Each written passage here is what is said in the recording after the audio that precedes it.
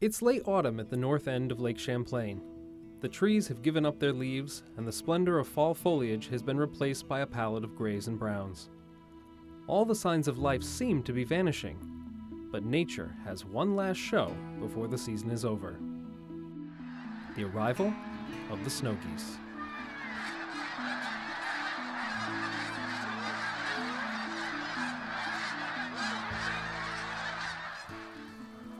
It's just absolutely amazing to see a bird this size in numbers in the tens of thousands all at one spot. It's just really exceptional to see. Sometimes it's deafening when you're close enough. You can't even hear anything except the birds. Jacob Straub is a visiting assistant professor at SUNY Plattsburgh. And even though he's only recently moved from the sunny south to the northern climes of the Adirondacks, he's no stranger to snow geese.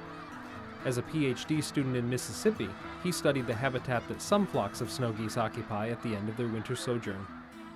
It's not unusual, especially in the mid-continent of North America, to see flocks over 100,000 geese. In the North Country here, some of these flocks here are probably in the tens of thousands, still quite large, but not quite in the 100,000 range. What they're doing here at Point Au Roche is basically roosting or resting in this clear water, but then they're feeding in some of these surrounding agricultural lands. These geese migrate or travel along what we call these flyways, or another way of thinking of that is these specific routes. Here we're in a flyway that kind of borders Lake Champlain. Vermont gets a lot of snow geese. And if we kind of back up our scale of thinking, we call this flyway the Atlantic Flyway. Snow geese are phenomenal athletes. This stop in New York is 2,000 miles from where they began just a short time ago. Their summer nesting grounds are in the northeast portion of the Canadian Arctic and the northwest tip of Greenland. This stop marks the final leg of their journey before heading off to the coast of New Jersey, the Chesapeake Bay, and Virginia.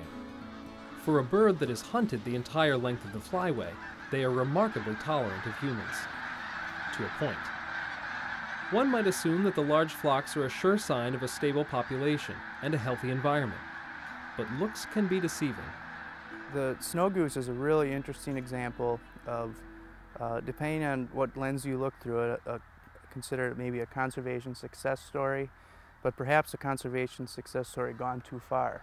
At the turn of the century, snow goose populations were at very abysmal levels and probably close to extinction in some areas due to some reasons like market hunting. They had bounties on geese, so these birds weren't protected. Of course, with the onset of the Migratory Bird Treaty Act, there was protection on birds. Hunting regulations kicked in. Snow goose populations, both in the Atlantic Flyway and in the mid-continent of North America, started to increase very rapidly, kind of at the alarm of a lot of scientists, not really understanding totally why this was happening. One answer for the sudden increase turns out to be as human-caused as their decline.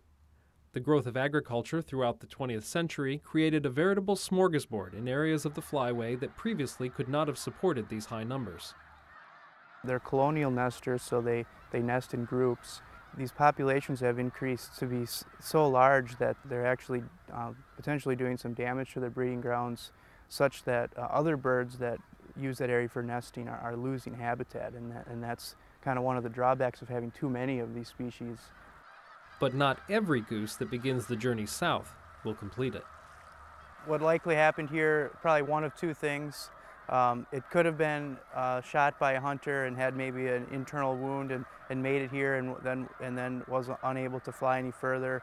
Another thing that occasionally happens is when they're forced to fly all at once, sometimes just naturally some of them will kind of crash into each other. That might cause an injury, and sometimes you'll see wounded birds just simply from massive amounts of all going in different directions at the same time.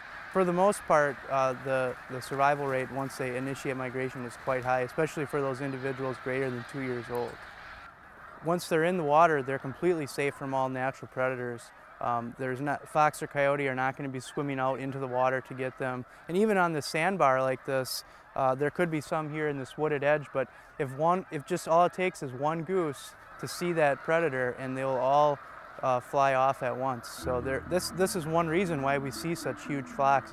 It's really the safety in numbers. There's about 20,000 to 25,000 geese here at this time. 40, 50 years ago, there was only 50,000 total snow geese estimated in the Atlantic Coast Flyway, and this amount of birds here would be about half that. So now we have close to 1 million in the Atlantic Flyway, and it gives you a sense of how their populations have increased over the last 50 years. The geese are just another one of many awesome things here in the North Country. Scientists and researchers will continue to study snow geese to determine what a truly healthy population looks like. And whatever that number turns out to be, it's one that many of us will miss when they depart. Because when they do, it will signal the beginning of a long northeast winter. In the meantime, they represent just another beautiful example of life in the borderless North.